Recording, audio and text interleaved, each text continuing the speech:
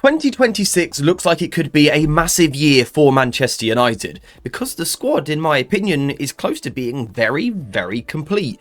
It just needs a few more additions in some key positions. So today I'm going to tell you 3 players Manchester United must target in 2026. So I'm going to start off by getting the boring part out of the way. We have covered this before, but we need to focus on the profiles that United need. This will only be brief, don't worry. We know we're going to need a couple of midfielders this year. Ugarte's probably going to leave, Casemiro's probably going to leave, Kobbie Mainoo's out of favour, although hopefully he can turn things around. But United, regardless, need midfielders. One of those midfielders has to be someone that can pass the ball well and that can keep the ball with their passing and can run the tempo and run the rhythm. United don't have that in the squad, so we need one. Pretty simple. And then the other thing we need is a leggy, sort of ball-winning, combative central midfielder. Now, of course, this player also needs to bring a technical side to the game as well, because that is key in the Premier League. But we need someone who physically can cover a lot of ground, that can put out fires all over the pitch, and then get on the ball and play.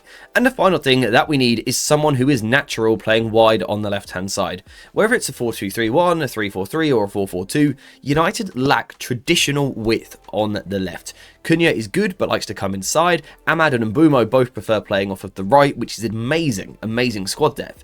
But on the left, we're missing something. So first up, we have Elliot Anderson of Nottingham Forest. Not exactly a new name. We've been speaking about him on the channel for about 10 months now. And in 2026, he's going to go somewhere for big money.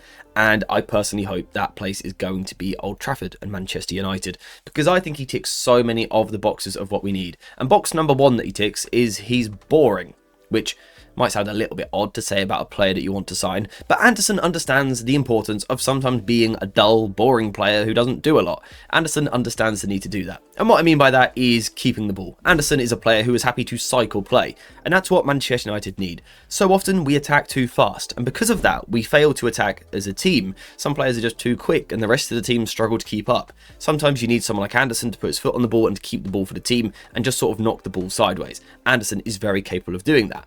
But importantly, when the time comes, he knows to flick the switch and now play more progressively, more expansively. And his long passing in particular is just absolutely fantastic. And I think it's improving pretty much week by week. He's at a phase in his career right now where he is just growing, developing and improving constantly. His long passing in this Manchester United team could be essential. We know that Ruben Amorim, when possible, likes his team to speed up, and one of the best ways to move quick is to move the ball quickly, is to send that ball long, because again, that ball can move quicker than what a player can. So if you have that ability to pick up the ball and switch it to the far side, or play a ball in behind or over the top, that is absolutely essential, and Elliot Anderson can do that. He has to be on the shortlist, not only for the long passing, but also the incisive passing.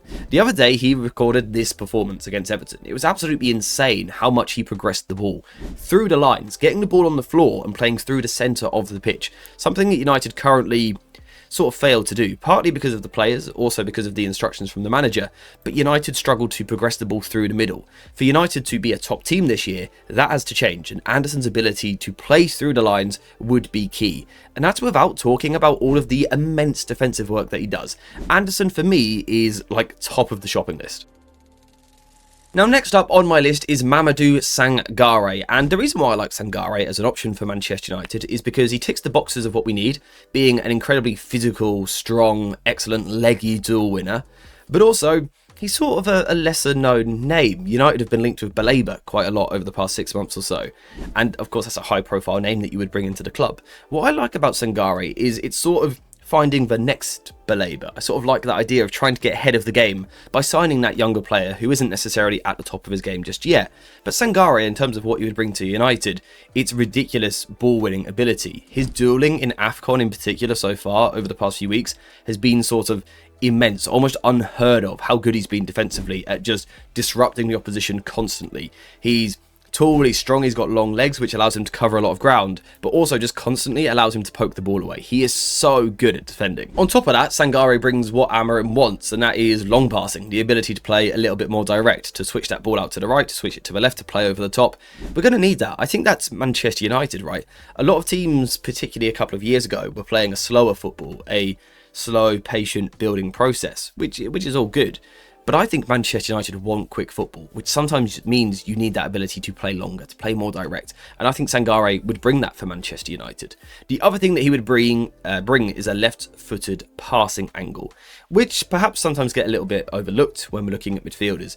I think when we look at centre-backs, we think about what foot they might be. With wingers, we do as well. Are they going to go outside or are they going to go inside? But I think it's also huge with the central midfielder that you sign as well, because it allows you to completely change the passing angles. For example, just bounce passes around the corner out wide to a fullback, for example, are just immediately a lot easier. Or if you want to play that ball inside and then quickly hook it first time into a channel, having a left-footed player on this side is a huge help. It can also be beneficial from the other side as well, because that left foot sort of allows you to come from outside and then back inside the pitch. Sangare, in that regard, would be a really new player for United. And then also, the other thing we haven't really touched on today is his balance on the ball, his ability to shift, to manipulate, to draw people in, to play through pressure. Sangare is someone that United must be watching, and I'm confident we are. Now, the final player that I want to discuss for today is Yan Diomande, and this is sort of my solution, my idea for solving the problem on the left-hand side for Manchester United. Amorim has spoken about almost wanting an Ahmad for the left-hand side, so why not go and take his international teammate Diomande and bring him to Manchester United? What he would bring is immense, and I mean immense, two-way threat on both sides of the pitch, which I think is almost unheard of a little bit in the winger market. Diomande has this fantastic ability to play on the right and dribble inside and be dangerous, but also to dribble outside.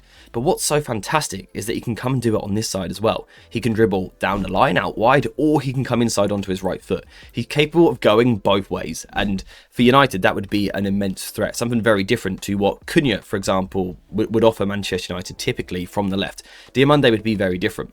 The other thing I like about his game is the way that he can play in a sort of like stop-start manner, which I think is something, again, which United lack, but I think it's a crucial profile, particularly when you are playing against an opposition who are deep and compact, got lots of numbers behind the ball, which, if United improve and get better as a team, we'll face more of these teams. We'll face more teams that drop deep and reduce the space. What you need in those moments is players that can play 1 versus 1, which this fella can obviously do, but also someone that can change the tempo, that can receive the ball and slow right down, like you do against low blocks, but then quickly flip that switch and speed up play, inject that tempo and intensity to just completely skin a defender. That's what United lack on the left-hand side. Dalot and Dorgu can't do it to the level that this young man can. It'd be a bit of a game changer for the squad. On top of that, he also offers goal threat, which is once again something that Dalot and Dorgu don't really add, although they have scored a couple of goals recently.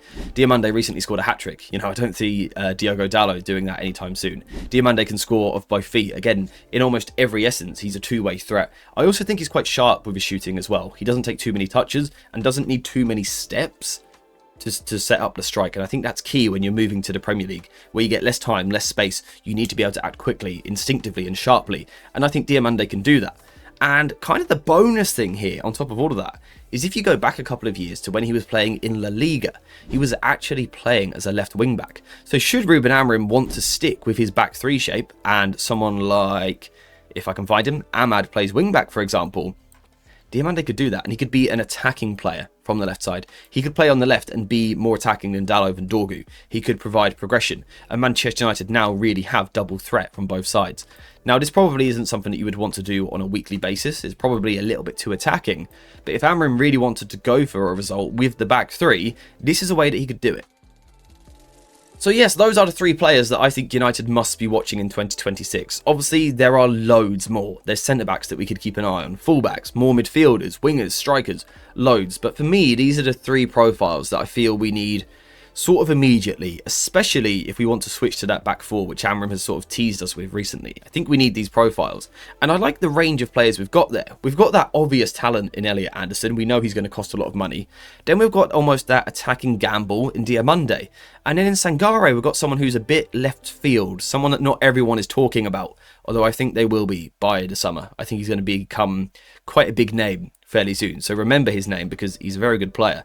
But I sort of like these options for the different boxes that they tick, and the fact that they're all quite young, can all grow at United. So I would like to see these 3 players not necessarily signed, but certainly considered, targeted. They don't all have to be starters, they don't have to come straight into the first team, but the squad depth that this would provide would be absolutely immense and set United up very, very nicely as we head towards next season. It would put United in a great place in terms of the squad that we'd have it would be pretty darn balanced, pretty complete. So United would be in a great place, which is what we want for 2026. But of course, this is only the very beginning of the year. The rest of it is all about seeing what United do. So we're gonna stop the video there. Thank you guys very much for watching this one. I hope you have enjoyed it. And as always, I'll see you in the next one.